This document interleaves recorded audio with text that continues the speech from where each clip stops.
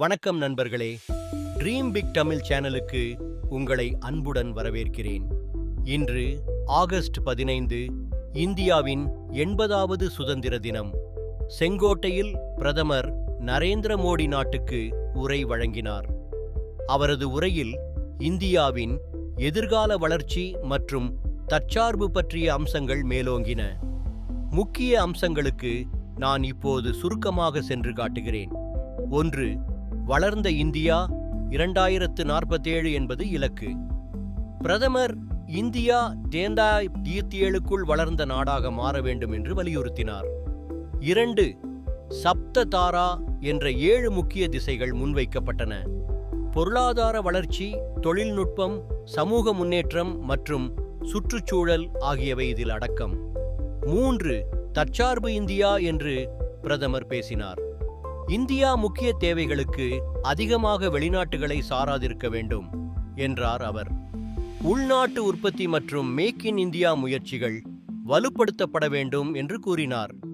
4. முக்கிய கனிம வளங்கள் மீது கவனம் செலுத்த வேண்டும் என்று அவர் குறிப்பிட்டார். 5. எரிசக்தி பாதுகாப்பு என்பது நாட்டின் வளர்ச்சிக்கு அவசியம் என்று கூறினார். நிலையான மற்றும் பாதுகாப்பான எரிசக்தி விநியோகம் முக்கியம் என்றார் பிரதமர். 6. செமிகண்டக்டர் மற்றும் தொழில்நுட்பத்தில் முன்னேற வேண்டும் என்று வலியுறுத்தினார்.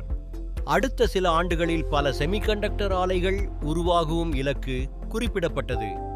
7. இளைஞர்களுக்கு பிரதமர் முக்கியத்துவம் கொடுத்தார். அடுத்த ஒரு ஆண்டில் 1 கோடி இளைஞர்களுக்கு AI பயிற்சி வழங்கும் திட்டம் அறிவிக்கப்பட்டது. 8. போட்டித் தேர்வுக்கு இலவச ஆன்லைன் பயிற்சி திட்டமும் அறிவிக்கப்பட்டது. 9. தேசிய பாதுகாப்பு திறனை மேலும் வலுப்படுத்த வேண்டும் என்று அவர் கூறினார். 10. நக்சல் வன்முறை பெருமளவில் ஒழிக்கப்பட்டுள்ளதாக பிரதமர் தெரிவித்தார். அதில் உயிரிழந்த பாதுகாப்பு படையினரை அவர் நினைவுகூர்ந்தார் மற்றும் புதிய தீவிர அச்சுறுத்தல்களை பற்றி எச்சரித்தார். 11. வந்தே மாதரம் பாடல் உரையின் போது சிறப்பாக முன்னிறுத்தப்பட்டது. 12. தேசிய ஒற்றுமை, ஒருங்கிணைப்பு மற்றும் மக்கள் பங்களிப்பு அவசியம் என்று அவர் வலியுறுத்தினார். 13. இயற்கை பேரிடர்கள் பாதித்த குடும்பங்களுக்கு பிரதமர் ஆதரவை தெரிவித்தார். 14. பயத்தை உருவாக்கும் அரசியல் முறைகளை அவர் விமர்சித்தார். அவர் மக்கள் பயப்படாமல் தன்னம்பிக்கையுடன் முன்னேற வேண்டும் என்று கேட்டார். 15.